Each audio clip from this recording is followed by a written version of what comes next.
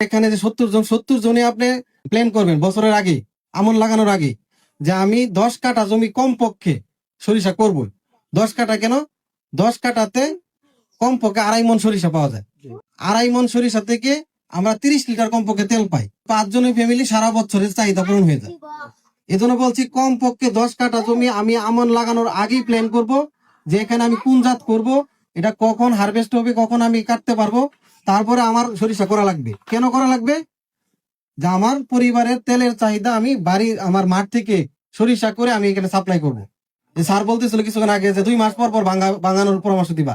তার মানে এই যে 2.5 মণ সরিষা আপনারা বছরে 5-6 বারে ভাঙাবেন। 12 মাসে আপনি প্ল্যান করে এই 2.5 মণ সরিষা বা 3 মণ সরিষা হবে 10 কাঠাতে। এই সরিষাটা ভাঙায় আপনারা খাবেন। এতটুকু আজকের মাঠ দিবসে আপনারা সবাই নিয়ত করতে পারেন কিনা? বাজার থেকে শুধু এই লবণটা কিনবো, আর কোনো কিছু বাজার থেকে কিনবো না, তাহলে কিন্তু আমার সরিষা করতে হবে না?